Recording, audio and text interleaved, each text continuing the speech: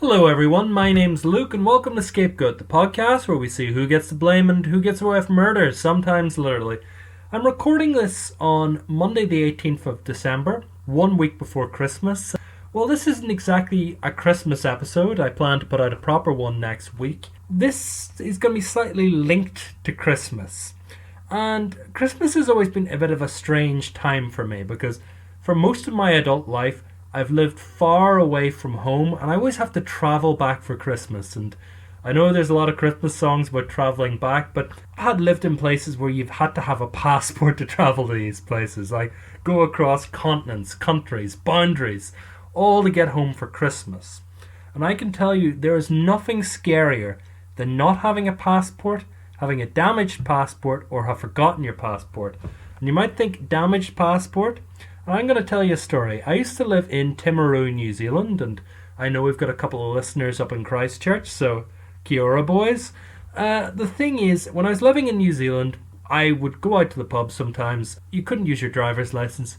I needed to use my passport to be accepted, so I'd always have my passport on me.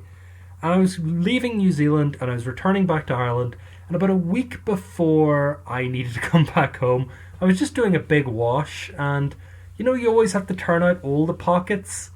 This is the one time I messed up, didn't turn out the right pocket, and I accidentally put my passport into the washing machine. Now, I realised this after 10 minutes, but by the time I fished it out, it was very wet. So I put a book on top of it, put it on top of a radiator, and thought, please be okay, please be okay.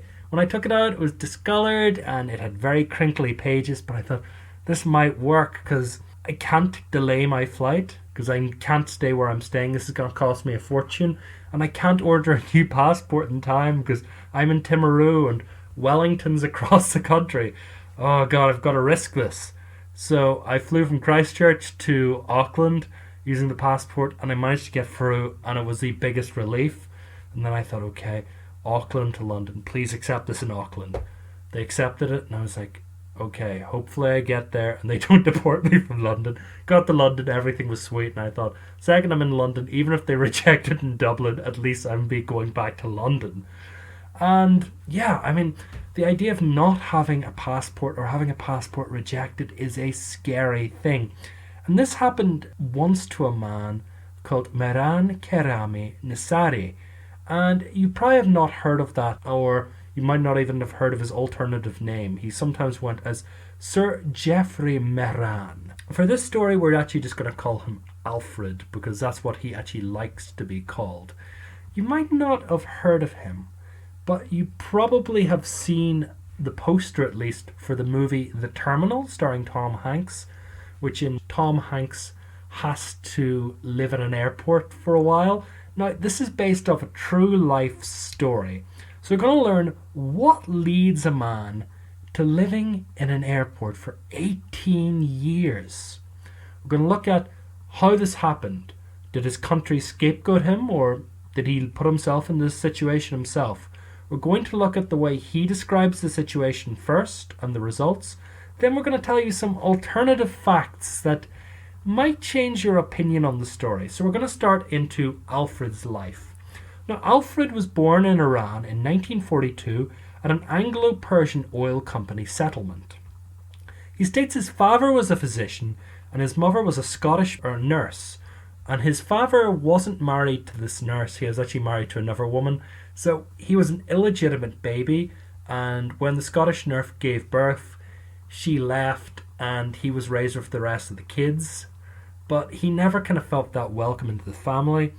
He claims that he gained a degree of psychology from the University of Tehran, but in 1972 his father suddenly died and his family disowned him, and he had to leave to go to Bradford University in the north of England, where he studied Yugoslav studies under Iranian government grant. So he quickly found himself running out of money and he had to return to Iran, where he was caught up at a protest, which he didn't really want to be at, which was anti-Shah. So the Shah was the king of Iran, so this was an anti-Shah demonstration, and he was plucked out of the crowd, although he didn't want to be there, and was tortured by the Iranian security forces, imprisoned, And after his imprisonment, he was stripped of his nationality. He said, "You're no longer Iranian," and he was expelled from the country. So from there, he tried to gain access to different European countries. I think he started in Italy, then went to West Germany, then tried Yugoslavia, and he was trying all over the place, and he was traveling for years throughout Europe until refugee status was granted to him in 1981 by the Belgian government. So the Belgian government gave him documents which let Alfred stay in Belgium, and it let him move between European borders for short amounts of time, but he wasn't really supposed to leave. It was only supposed to be extremely temporary. But Alfred decided, okay, I'm just going to go back to the UK and go to places like Paris, no problem. And he even travelled to Heathrow in 1981 at the weekend of Charles and Diana's wedding, and he got printed out a little form which for some reason called him Sir Alfred Mechan. And he claims, okay, this says my name is Sir. I must have been knighted because of Charles and Diana's wedding. So this is my title now. I am now Sir Alfred. Call me Sir Alfred. Nobody wanted to call him that, but he claimed this is legally my name. It's not legally your name. Alfred was travelling from Paris to London, where he actually intended to relocate. So he decided, okay, I've had enough of Belgium, and this is 1988. I'm going to travel from Paris to London, and I'm going to appeal for asylum there. So when he was going from Paris to London, and he was flying from Charles de Gaulle, he was on a French train, and suddenly his suitcase was stolen. Inside his suitcase was all his documents. So he arrived to the airport and thought, okay, I'm going to still try and go to London. Arrived in London and said, okay, my passport and all that sort of stuff was stolen, but I can still go into London, right, guys? And they said, no, you are deported. You are going back to France. So he was returned to Charles de Gaulle Airport and immediately arrested. But according to him, they didn't deem it illegal to enter the airport, and although he is sentenced to a 4-month jail sentence, it wasn't enacted.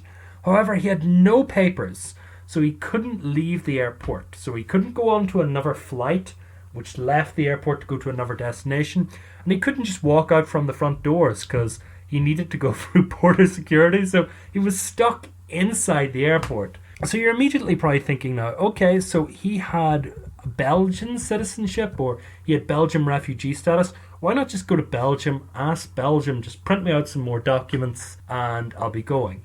But the Belgian refugee officials refused, because they said it's standard policy for refugees that you need to present yourself in person. So you need to go into Brussels or where Antwerp, or no, that's actually Netherlands. You need to go somewhere in Belgium, Spa by the racetrack. You need to go somewhere in Belgium and present yourself so they can tell that you're a real person. So it's not like people say, oh, send me my refugee documents in another country. Also, they said that we wouldn't reissue documents because once a refugee leaves the country that has accepted them, they can't return. You're not supposed to return. That, they were saying you can leave for very small amounts of time. You abuse that policy, so you're not getting back in. What Alfred said was, okay, how about this? Instead, how would you give me a very, very, very, very temporary visa? I go back to Belgium, I present myself, I can get this card, then I can go to London and I can do all my things. But he said, no, you've left, you cannot return. Alfred, you're France's problem now. So the inability to get documents meant that Alfred remained stuck in Charles de Gaulle Airport. So initially, Alfred was stuck in a foreign airport with no support structure. He had to rely on whatever money he initially had, which wasn't a lot. Then he had to get donations from people who worked at the airport or passengers travelling through, and it wasn't really dignified. Charles de Gaulle in 1988 wasn't the same Charles de Gaulle that we have now. It did have some restaurants, but Alfred ended up that the only place he could really afford to eat was McDonald's. What he was reported to have eaten every day was an egg and bacon croissant in the morning and a fish fillet in the evening, or a fish sandwich. Charles de Gaulle, being a big airport, they didn't have great restaurants, but they did have facilities. Alfred used them so he could go to the shower each morning, and he could go to the men's bathroom and shave each day. So although he was technically homeless, his description was of one of a distinguished gentleman who wore dry clean suits, so much better than the average homeless person in Charles de Gaulle, or much better presented at least. The case of a man living in Charles de Gaulle soon began to be reported in the French press. Famed French rights lawyer Christian Bourget began to pressure Belgium, the country he had refugee status from, France, where he was currently residing at an airport, and Britain, where Alfred claimed to have nationality because he was Scottish. He said, "You three countries sort something out to let this poor man out of an airport." However, none of these countries really wished to budge due to international turmoil with the Yugoslavian wars and the Soviet bloc dismerging. They thought, we're going to have a ton of refugees coming in the next few years, and if we look weak, they're going to go straight to us. We don't want to be the country du jour, so no, we're not accepting him. But after 7 years of pressure, I know this sounds like he's just there, but time skip. He's been there 7 years. Belgium finally relented, and they said, "Alfred, we'll give you the opportunity to live in Belgium again if you agree to supervised social worker visiting you and stay in Belgium." So everyone thought, that's actually a great deal. Just take the deal, Alfred. However, Alfred refused. He stated, "No, I only want to live in the UK now. It's where I went to university. It's where I wanted to go. It's my original destination. I'm not leaving until I get offered UK." You think this is a reasonable situation? You think, is the UK going to do something? No. 4 years later, so at this point he's been there for 11 years, the French government come forward and say, "Okay, we will give you another chance to leave this terminal.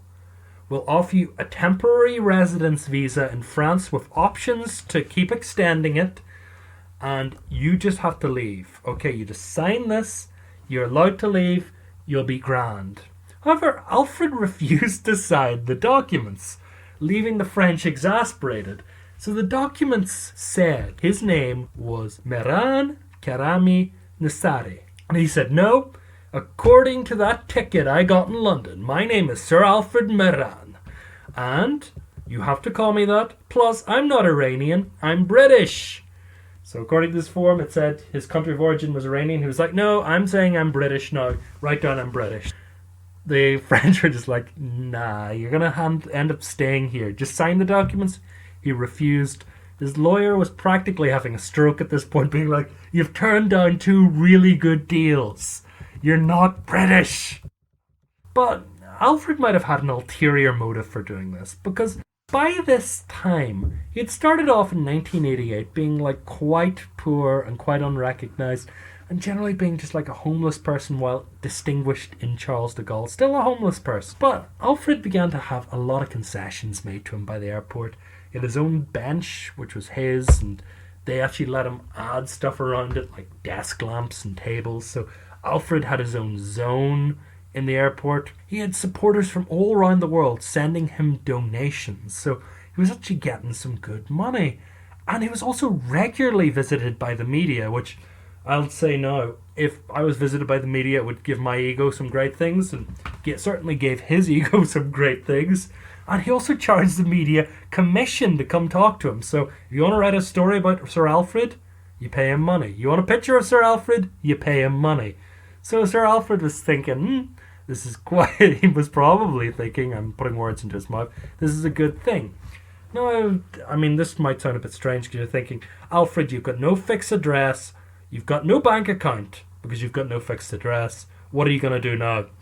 But Alfred, being the guy he was, managed to get the airport's doctor to agree to cash checks for him and give him the money. So Alfred was walking around as a homeless person in Charles de Gaulle with trouser pockets full of cash. You know, wasn't doing badly. He really wasn't doing badly. And things really started to go on the up and up for Alfred, because different people kept coming and things would change from like being newspaper reporters to different TV segments in French or the United States or in English or in German. All these reporters would come around, just do a puff piece on him, and they'd be giving him like €200 to do this. Other TV trivia shows would come interview him, or human interest stories, or even some independent films. Like there was a giant French film all about his life in 1993. But the biggest piece of media involving Alfred was a Steven Spielberg movie, The Terminal. Yes, we've mentioned this before, but this was a huge movie. It actually made $250 million gross. This story followed an extremely similar premise to Alfred's story, with a character being played by Tom Hanks being stuck in JFK International Airport in New York. Now, it's claimed that DreamWorks, who's Steven Spielberg's company, paid Alfred $250,000. Not $250 million, how much it made, but $250,000. $250,000 for his life story. There's different articles, like the main way this is stated is a 2003 New York Times article. However, there's never been a public statement released acknowledging this, or there's never really been more of an Alfred saying this happened. In the movie, although it follows a very similar premise, it doesn't credit Alfred in any way. He's not mentioned in any of the publicity materials, and even the most you can find about him and the movie, apart from like articles, you can find a line on a Wikipedia page saying he probably had something to do with it. No real proof, but Alfred seemed very pleased by it anyway and said, "This is based on me." Then he wrote a book based off his life, and I read the book for it. There's a lot of details in the book which are different than a lot of stuff which is being reported, but I'll go get into that in a little bit. Now, Alfred left the airport in July 2006, not because Tom Hanks drove in with a carload of money and said, "You're an American now," or something crazy like that. No, it's because he fell ill and was hospitalized. And he was hospitalized so badly, took him out of the airport. You said, "Okay, you don't need a passport. You can just go straight to hospital." And by the end of 2006, he was in a hotel close to Charles de Gaulle Airport being looked after by the French Red Cross. Then in early 2007, he was moved to a homeless shelter within 10 kilometers of Charles de Gaulle. He had spent 18 years in the airport and become a minor celebrity. But after he moved out of the airport, there's no mention of him past early 2007, apart from one blog post in 2008 by a blog I've never heard of called The Hitchhiker's Guide to the Galaxy, or HGT2TG.CG, I think it is. And they said that he still lives there. So that's the last report of this very famous guy a Spielberg movie was based off. Just suddenly disappeared in 2008, and 10 years later, there is nothing. There's a French article in Libération which says that he had planned to move to a hotel with money from his book sales, but this was reported in like early 2007, and there's no real proof that he actually did that. I really don't know what happened to him. We're going to go into what we think happened to him, but we're just going to talk now about a couple of differences between his story, because we've said this story from the way Alfred told it, and there's a couple of details which are really different in the way certain other people describe it. These people being Alfred's family, or the Iranian government, or the French government, or even the British government. Some of the things he says have been directly, let's say, disagreed with, criticized, not agreed with. So, although Alfred claims he was disowned by his family members contacted The Guardian during an interview, and they said that their brother, the last they had heard of him, he was a student in England, and then he disappeared. He had been part of the family, they had never disowned him, and they said in 1991 a family friend saw Alfred in the airport and approached him. However, Alfred refused to respond to him, completely ignored him, and while other family members have tried to speak to him or gone in, because he actually has a sister who lives in Luxembourg, that, he just ignored them and wanted nothing to do with them. So the family deny that he was disowned and said, like, this is just Alfred's own problem and he's happy living in the airport. That's up to him. The family also denied that Alfred's mother was a Scottish nurse, and they said, no, the mother of his brothers and sisters is also his mother. He's making this story up. So the mother, quote unquote, so the Iranian mother of, or at least his father's wife, says, why is he making up these stories? I am his mother. Come on, Alfred. What are you doing here? So Iranian sources have also claimed that Alfred was never expelled from the country. Alfred's story was he was arrested for protesting against the Shah, either in Iran, or sometimes his story has changed a little bit, saying He protested in Bradford, and this is why his funding was cut. And then when he returned to Iran, he was arrested. So he's told both of these versions, sometimes in books, sometimes in interviews. But the Iranian government states that Alfred was only ever in trouble once with the government in 1980 when he was a student at Tehran University. He said that 20 or so students were complaining about a university matter. They were detained by the Iranian secret police, and however, after about 8 hours of interrogation and basically talking to interrogation's a hard word. They didn't describe it that way. They said, like, we talked to them and we interviewed them. After 8 hours, students were released and no charges were filed, which goes against his claim that they were imprisoned and tortured. I mean, again, you'd say, well, which country will claim that they actually had their citizens, like, tortured and stuff? But the Iranian government, since the revolution in 1979, I can see them really wanting to say, no, you did bad. Shah government is bad. Yes, they did torture people, but the Islamic Republic is beautiful. We don't torture people. So you'd think maybe they would have a reason to lie there, but no, they said no, nothing happened. So if this is true, if he didn't actually get cast out of the country and lose his nationality, then he was never really stateless. And this kind of throws a lot of the things about his refugee status out the window. He can still seek asylum. That is still relevant, but saying you're a complete refugee without a passport is somehow questioned if you have a nationality. And there's also a fact that he claimed his documents were stolen because he'd actually done something very similar before. In 1986, when he was leaving Belgium to go to England, he took the ferry to Folkestone. When he arrived in Folkestone, he claimed, actually, I left all my Belgium ID back in Belgium because I was planning on living in England from now on, so I don't need my Belgium refugee card. The British officials immediately deported him back to Belgium, who didn't accept him, and sent him back to England, who sent him back to Belgium, who sent him back to England, who then sent him to France. So he was like pinball. He was banging between like England and Belgium, and I know you can't see what I was doing with my hand there because this is a podcast, but it was like ding, ding, ding, ding, ding, just going between these two places. Eventually he got to France. Then when he got to France, after about 3 months, he was arrested for not having identification and being illegal. So he served 7 months in prison in France. Then when he got out, then he tried to travel back to London to live there. And that's where he lost his IDs. He lost his ID and then he went to jail and then he had new ID. Then he lost his ID again. You'd think, I mean, it could be a very unfortunate story, but it just doesn't quite add up to me. And there's other times that Alfred's story has radically changed in just some weird ways. That sometimes they say he would claim he doesn't speak Farsi, which is the language they speak in Iran. So he would say, oh, I'm not Iranian, I've never been Iranian. Oh, I don't speak Farsi. And like an Iranian TV crew will turn up and he's like, oh, I only speak English because I am from England. And sometimes he would say his mother was Swedish rather than Scottish. And in his book, I think he says that she was English.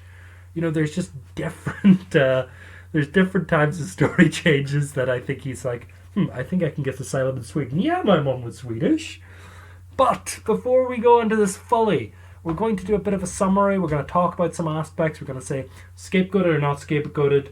We're going to talk a bit more about this story. So, as you can imagine, this story has left me with more questions than answers in some parts. So, it's very interesting to see what happened to a man without a passport and how he lived in the airport. But a lot of what Alfred says is just kind of very contradictory. First, I think we have to ask, is Alfred a reliable narrator or not? There's an idea of an unreliable narrator, which is someone who tells you a story, but you can't trust the details. It would be like me saying, hey, do you remember that time that I won the Olympics and I won all the medals? You'd be like, look, that never happened. Stop telling lies. This is bad. Alfred's doing this, but to a lesser extent, or at least that's what some people are accusing him of. There's other people that could argue that maybe he's just being misreported, because a lot of the things that are reported about Alfred come from things like Guardian articles or New York Times articles. And Alfred released a book, and a lot of the details in his book are different.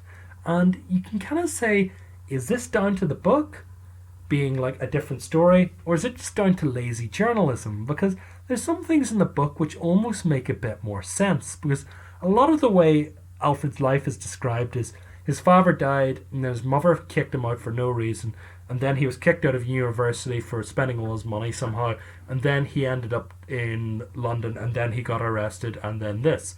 In his book he kind of describes, hey, this woman, once my father died, my mother or my stepmother decided, okay, you're disowned because I don't want you to share the inheritance. Only like the true-born sons and daughters will share this. You're not getting any of your father's wealth. And there's another bit that he said in his book that claims that he lost his funding because he was involved in a student protest in Bradford, which is why his money suddenly dried up and he had to go back home all of a sudden. So you can kind of see, like, his book makes a lot more sense. You can kind of see a lot of the gaps filled in, and you're wondering, this was released in 2004. Is this because people kept asking him the same questions for 16 years and he came up with like a more cohesive narrative? Or was he being misreported? Well, I'm looking at different stuff from about 93. There's a great Irish Times article from 99. There's a very good New York Times article from 2003. And a lot of the people around Alfred say, yeah, he's just not all there. Even if you go to Wikipedia and you look at the talk comments, like, you know, the people editing the pages, a lot of the people there actually were French people who met Alfred, who were writing comments, and I think there's a genuine thing by a lot of people around him that he was slightly unhinged, so I would say he's an unreliable narrator. You have to then say, did he deserve to be locked in an airport for 18 years? Did he put himself in this situation? Did the UK, French and Belgian governments scapegoat him? And I would say, I feel that he was a little bit unstable and he was bouncing around Europe and he wasn't taking things like immigration law that seriously. He was like, okay, now that I've got this Belgian thing, I'm just going to move over and I'm going to live in England and I've got a Scottish mother, la-di-da-di-dee. I think he clearly wasn't someone who had a very good idea of reality, and I think he put himself in a bad situation because of that. But I think between the UK, French and Belgian authorities, they shouldn't have left him in there for 18 months, never mind 18 years. And I understand they offered him a way out after 7 years, but, you know, you get institutionalized to things. It's like, it reminds me of the Shawshank Redemption, about the guy who had been in there for 20 years and then he didn't want to leave. This is kind of the same way I feel a bit about this, that they offered him a leave at 11 years or 7 years, and, you know, he might have had other reasons for not leaving, like he was making decent amounts of money, but he could have just been institutionalized at that point. I think that someone, the French should have at least, you know, maybe he had broken the law, maybe put him back in prison, but say when you leave, we'll give you like a temporary visa or something. They kind of left him in this sort of like loop state that I think it would have been much better for him to have actually gone to prison for 4 months than got out, applied for French visa stuff, and just been told you're not going to the UK, you're living in France or Belgium or something, and, you know, this is you, you're not going, you're not, rather than sticking him in this sort of like no-go zone, which is far worse. So I think he was scapegoated because, like, they're afraid of getting too many refugees, and I don't think he really deserved it. Okay, another question that I was thinking about myself, which is really strange, is he left Iran, according to his own story, in 1976. He said that's because there were protests against the Shah, and the Shah, the king of Iran, basically, his forces said, you're gone. But the king of Iran's forces didn't last that much longer. By 1979, there was the Islamic Revolution, and all the Shah's men, including the people who would have been torturing him or arresting him, all the people he claimed, I forget what they're exactly called, I think it's like Skakak, is like the Iranian Secret Service forces, they were all on the side of the Shah, and they were ruthlessly purged. So I would say that if Alfred had really wanted to, in 1979, after the revolution, he could have said, here guys, I was one of the first people protesting the Shah. I really didn't like him. I am with you. And he might have gotten back his passport. I'm thinking that isn't what he wanted. I get the feeling that he always wanted to live in the UK. And I get the feeling he probably wasn't that big of a Muslim. I'm basing this purely off the fact that he had an egg and bacon croissant each day, and Muslims can't eat pork. I know that's a very silly thing to base something off, but I've got nothing else to... Why didn't he leave when he had a chance? Again, I think he was probably institutionalized. Plus the money and having a bit of like a celebrity where people come in and talk to you and make a kind of thing of you. I think that kind of helps. I know certain people... Do you know the idea of Munchausen's? That, people would be making themselves seem sick to try and get sympathy? I'm not saying it's as bad as that, but to put yourself into an unfortunate situation, but not that unfortunate so people would sympathize with you, I can kind of see people doing that.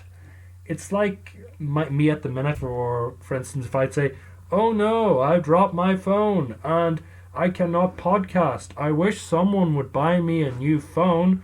Then someone out there might be actually foolish enough to think, oh hey, Luke actually podcasts from his phone, not his computer, and I like his podcast, so I'll buy him a new one. And that's just exploiting people. And I think he was kind of exploiting people a little bit in that way. That, exploiting sympathy, exploiting, a bit of celebrity, exploiting people think, oh, this poor man going into this airport, he could have left. But I think that's kind of a bit of a sickness, really. What happened to him since you left? Left in 2000, last here in 2008. I'm guessing he signed a temporary visa and went into France. And the fact we haven't heard of him makes me strongly feel, now this is just a gut instinct, that he was deported to Iran.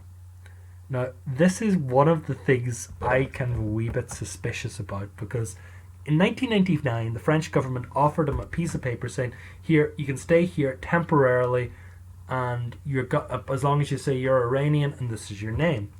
If he said he was Iranian, it means they have a country to deport him to. If he hasn't got a passport, you have to keep him. So if you say, I'm Iranian and I'm temporarily living in France, that means after 2 years they can say, go back to Iran, or after 4 years, go back to Iran.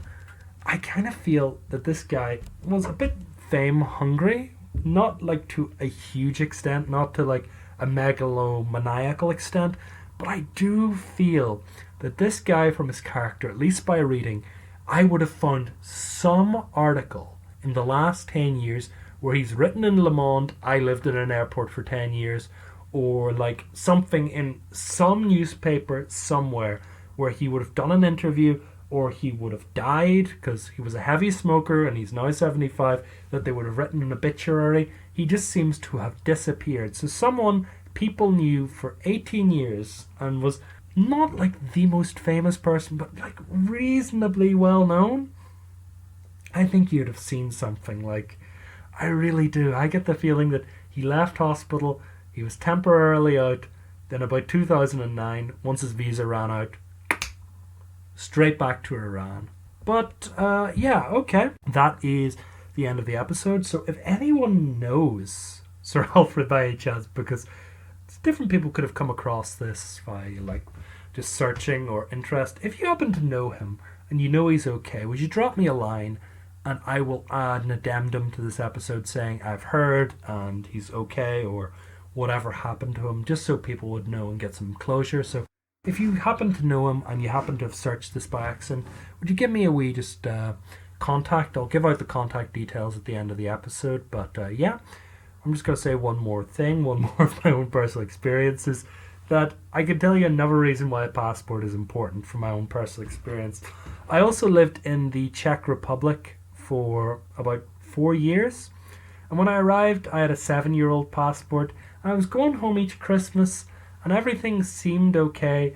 And I kind of returned. I had 9 months left on my passport. And I thought, okay, I'm just going to go back home next Christmas. I don't really need to renew this until September. Then it hit September, my passport had run out, and I thought, okay, it will just take me about a week to renew this. But what actually happened was I lost my bank card. I actually lost my full wallet, but my bank card was important. So I went to the bank and said, hey guys, my name's Luke, and can I have a new bank card? They said, okay, where's your driver's license? It's in my wallet, don't have it. Okay, they said, sure, you're bound to have a passport.